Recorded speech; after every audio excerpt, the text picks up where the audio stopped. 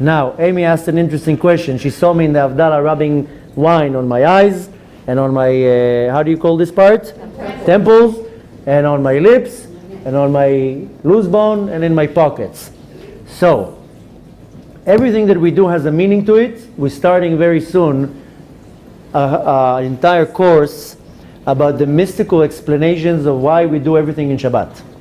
And this is going to be based on teachings of the Zohar, of the Arizal, many other teachings of Kabbalah, because unfortunately many people, they do all the rituals, they don't know why they do that. People don't know why they light candle on havdalah, why they drink wine on kiddush, why they dip the bread 3 times in salt. All these things most people don't know, unfortunately. So we're going to go through a very interesting course, in-depth course about every little thing that we do, besides that when you know exactly why you do things, then you want to do it. So we'll have a whole class or 2 or 3 about everything about havdalah. But why do we really do havdalah? I mean, we do certain things in havdalah. I don't want to go through the entire thing right now. But the reason why we light a candle on havdalah is because on Motzei Shabbat, that's when fire was revealed to Adam HaRishon. Adam HaRishon got very upset that he got kicked out of Gan Eden. So there's 2 opinions. One opinion says that he took a rock and he, from being upset, smashed it on another rock, and that made a spark and made fire. Excuse me? What about the sword of fire that the angel willed? That's how Adam HaRishon was revealed, the fire. Now, another opinion says that Adam HaRishon just needed fire because he didn't have anymore the luxury that everything is served by God, that he needed fire. Then Hashem gave him 2 stones. It's called Tzura Halamish. He smashed it against each other and it made a spark and fire came out. So then Adam HaRishon says, Baruch Ata Hashem Elokeinu Melech HaOlam Borei Meorei HaEsh. He blessed Hashem for creating the fire and giving it to him. Later on we do the smelling. I don't want to say now because it's a whole class, but one thing that the smelling of, you see that I do it with leaves. Some people do it with, how do you call it? Cloves. Everyone, some people do it with different leaves. I do it with leaves because the Arizal explains that when you smell a scent from a bush like that, the power that it does is it arouses the power of belief in you. Because we have a certain power that we're born with it. It's called emunah. And this component is a built-in component in our soul. A baby, when he's born, he doesn't ask questions. You give him food, he doesn't look at you and ask you if it's kosher or not. He's not looking for a certification. Whatever you give him, he'll start eating. So babies believe anything that you tell them. Why? Because the component, the power of emunah, is 100% revealed. So the first year and a half of the baby, anything you'll tell the baby, he will believe. Then the baby is faced with a very shocking reality after a year and a half or 2. Then suddenly people start lying to them. And the first one who lies to the baby is the mother and the father. Because they start telling them all sorts of stories.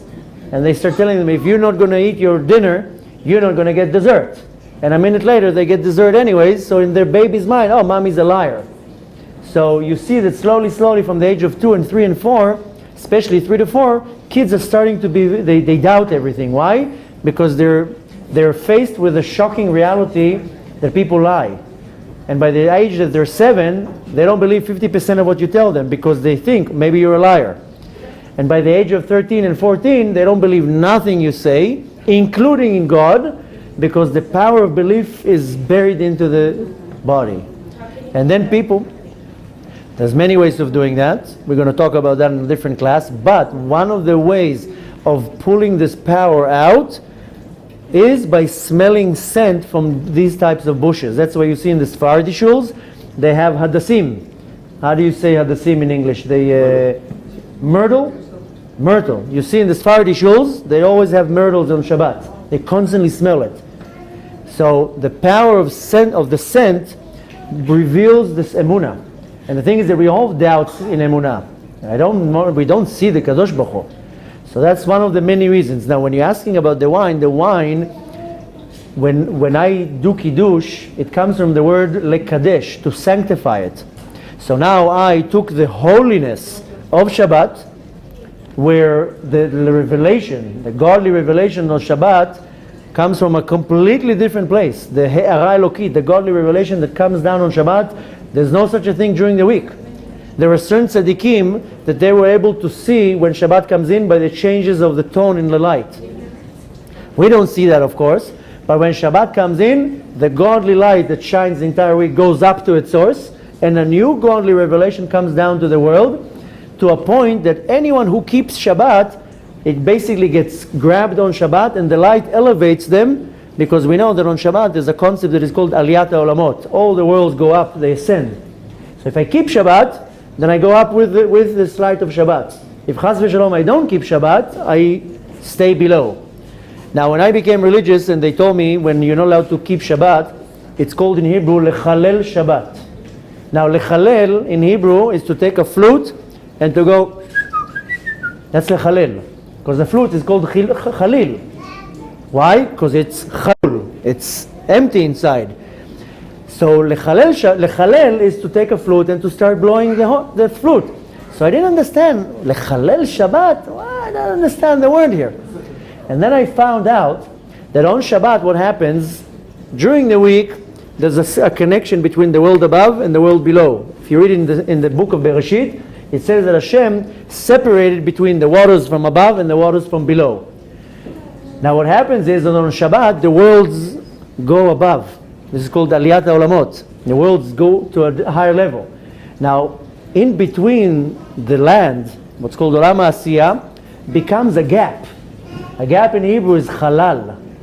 So, becomes a gap between the world above and the world below. And if I, Chas v'Shalom, don't observe Shabbat, then I'm stuck in this gap. I don't go up with the Shabbat, and I don't stay down in Olam HaAsiyah. I'm stuck now in this gap, in this void.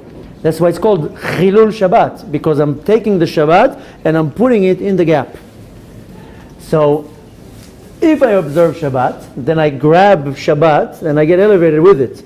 So now I'm radiating this godly light. So everything that I touch becomes holy. That's why we say I call it Shabbat Kodesh. Shabbat is Kodesh. Kodesh is not necessarily holy. Rather, Kodesh is muvdal, separated. So whatever I do for Shabbat, it's separated for Shabbat. Now I'm radiating this light. Now I come and I say a bracha on the wine. Borei Pri Hagafen. I put this holiness into the wine. The holiness penetrates into the wine. Now this wine is holy. So when I'm done, I want to take this holy power and to sanctify different organs of mine. So we know, our sages teach us that we have 7 gates to our body. 2 eyes, 2 ears, 2 nostrils, and a mouth. Now these gates have to be guarded at all times. What goes in and what goes out. I want to sanctify these gates. So one of the gates that I want to sanctify is my eyes, because there's a prohibition that I'm not allowed to look at certain things. We read that every time when we read Shema Yisrael.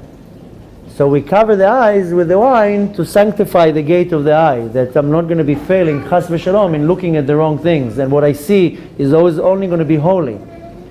And then we do with smelling against with the gates of the nose. I drink the wine from the gate of the mouth. The reason why I'm putting it on my chain bone, it's called the luz bone, etzem haluz, is because after Mashiach comes, there's a contradiction in opinion when it's going to happen, but most opinions hold by that 40 years after Mashiach comes, there's going to be the resurrection of the dead. Some opinion says it's going to be right away, some opinion is going to say it's going to be in stages. Most of the opinions go by that 40 years after Mashiach comes. There's going to be a little bit of Tchiyat HaMetim when Mashiach comes, because when Mashiach comes, he comes with Moshe Rabbeinu and Aaron HaKohen. He's going to bring with him a few of the neshamot. So when Mashiach is going to come, and after that will be resurrection of the dead, the souls are going to be resurrected through this bone. That this bone cannot be burnt. Hashem Erachem 75 years ago, Hitler Yimach Shemo burnt us. This bone was not burnt.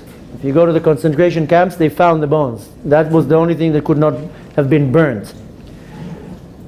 Unfortunately, we all fail in a very severe sin that is called Lashon Hara, slandering. We all fail in that. Now when I slander, why is it so severe? Not because I spoke bad about somebody.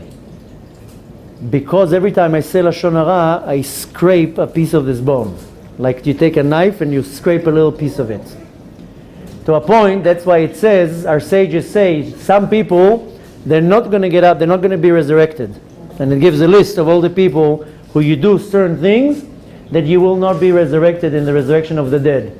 One of them is Lashon Hara, slandering. Another one, just that you know, is borrowing money with interest. If I borrow you money, maybe I'm using the wrong words in English, but if I lend you money and I tell you, here's $1,000, when you give it back to me, you have to give me $1,050, which means I took $50 interest. I'm not allowed to do that according to the Torah.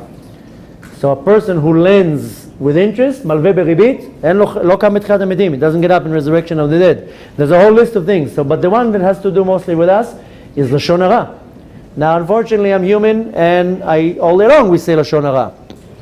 When I take this wine and I rub it on my bone, I'm actually healing, so to say, the layers that I scraped off with all my Lashon Hara. So that's one explanation out of many, and Be'ezrat Hashem you'll join us to the classes that we learn about Shabbat. We'll learn more explanation why you do that, but that's one reason out of many why I rub it on my bone.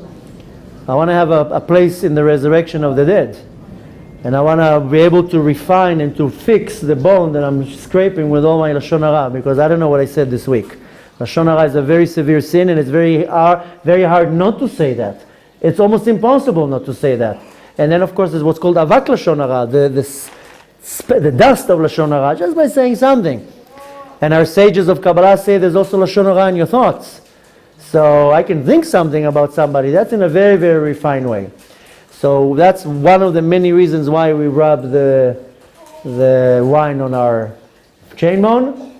And we also put it in our pockets, because our pockets represent our sustenance, our parnasah. Not too long ago we had a guest, and he was like, I need business. And my wife and we were smiling, and he was like, I told him, why don't you just take a cup and just pour it in? So this corresponds to the ears. This mainly I want to talk, my neshama sits in my head. According to the Arizal, we spoke about it last week, the nefesh is in the liver, the ruach is in the heart, and the neshama is in the mochin, in the front part of the brain. My entire mochin, my entire dat, is placed in the front part of the brain. So again, same thing that I want to put it on my eyes. I put it on my how did you call them? Temples. Because that's what refining my mochin. Also, if you're looking by the medical part of it, the ear goes in and they're sitting here. So I'm, again, refining and making these channels holy. And we'll talk a lot about it more. This is just a glimpse. Be'ezrat Hashem, we should have a beautiful week. This is the week of Chanukah. Make sure that you're giving a lot of charity. It's a very, very auspicious time to give charity, to do charity. Make sure you're lighting candles. If you can't light it in a group of people, you light it at your home, you say a blessing, you sit next to the candles a little bit. It's a very auspicious time. Be'ezrat Hashem, please join us Sunday, Tuesday, Thursday, 10 to 11. We have classes.